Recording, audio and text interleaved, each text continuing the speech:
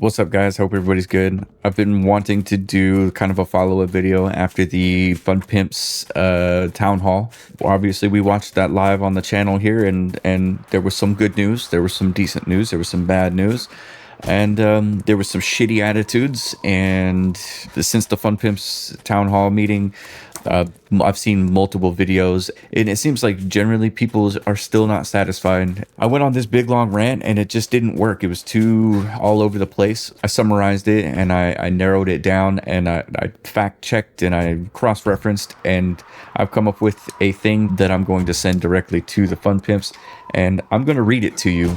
7 Days to Die 2.0, why it took 12 years for the developers to listen to their players.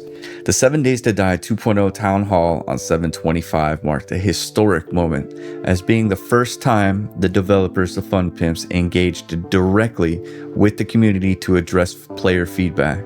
The Town Hall was spurred by significant backlash and mixed reviews on Steam. But why? Why, after 12 years, did the developers finally listen to their player base? Unfortunately, the exact player counts for 7 Days to Die on console is unavailable, but it's reported that over 75,000 players on PS5 and 70,000 players on Xbox were reported shortly after the July 2024 1.0 release, with engagement likely remaining strong due to crossplay updates. In short, the number of concurrent players doubled, even tripled overnight, instantly. That'll do it. So there's more people playing, so what? Old fans of 7 Days to Die have been stuck on outdated versions, out like Alpha 15, since around 2016, watching for 8 years as PC players get all the cool POIs, optimizations, graphics, and mods, creating resentment and animosity towards the Fun Pimps within the console community. Side note that I didn't add, this is not actually their fault. This is Telltale Games went out of business, and then the Fun Pimps had to fight the copyright laws to get their game back. It's a whole big thing, but it's not the point of this video. It's no doubt that the transition to version 1.0 from Alpha 15 was extremely jarring for console players, who also had to repurchase the game with a 25% discount, only to find that it had shifted from a survival game to an RPG-like experience. By the time 2.0 was ready to roll out, 7 months late by the way, the newness and the hype that console players felt from 1.0 had worn off and has left many players confused. Put simply, for PC players the rug pull was slow, and for console players it was instant.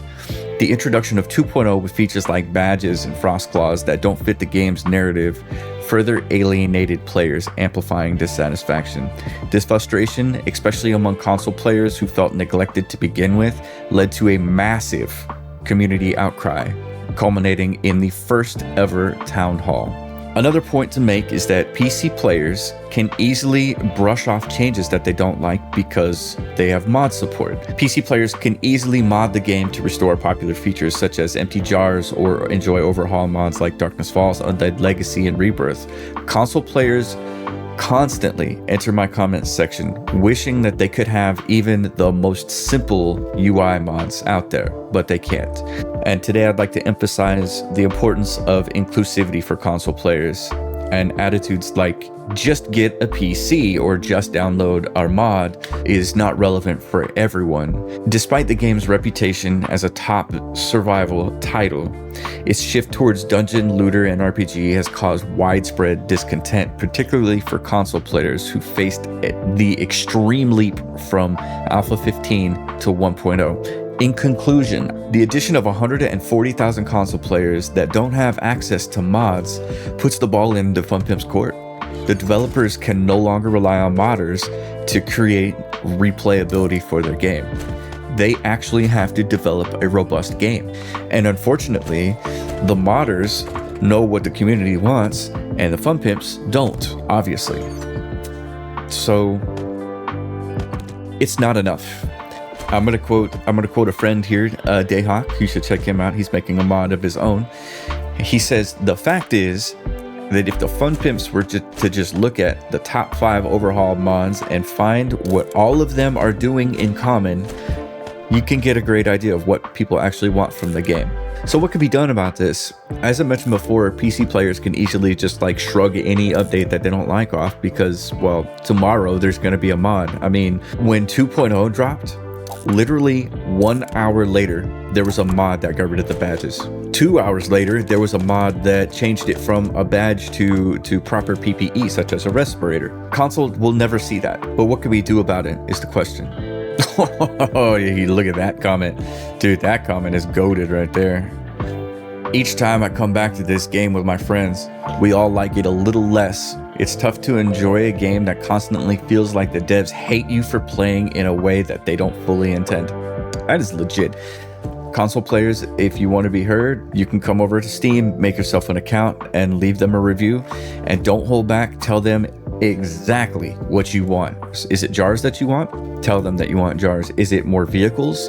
Do you want more ways to kill zombies? Do you want more zombies? Do you want more guns, more traps, a more robust experience? Do you want wellness back? Do you want Alpha 16 learn by doing? I want stupid zombies, a lot of stupid zombies. I want them to be unpredictable. For instance, in Alpha 16, sometimes they'll just like run around in a circle and like it's scary to approach them because you have no idea when they're going to snap out of it, if they're going to snap out of it, and it's like treacherous a little bit. Well, imagine if every single zombie that spawned in the world had a randomized different behavior. This zombie is randomly programmed to go into rage mode no matter what and beat on whatever they can find. I don't want zombies that are structural engineers. I don't want them to be so smart that they know how to pinpoint the exact block that they need to take out next in order to make my building fall so they can get to me.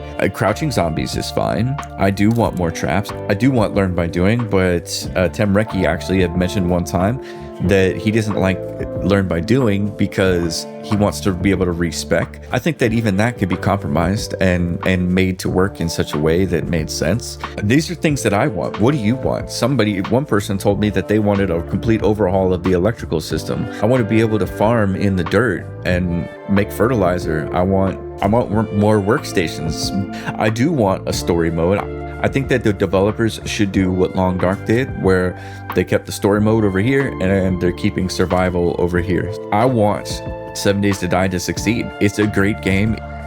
Anyway, guys, that's a rant. In the last 3 weeks, I've seen some of the most amazing feedback on my channel, and I don't really want to ask you for more feedback. I want you to go to steam.com/////7 days to die /////reviews and leave a review. All right, guys, I'm out of here. Cheers. I hope this finds you well. I would like to thank the 140,000 pissed off console players that wouldn't shut up about this. I wholeheartedly believe that you are the reason that we are in the situation that we're in now. And the situation we're in now is good. The fun pimps are on the ropes. They're thinking about things, they're considering things, they're mulling things over, and they're listening. But I don't think it's enough yet. I think we need to yell a little bit louder. Cheers, have a good day, and I'll see you in the next video.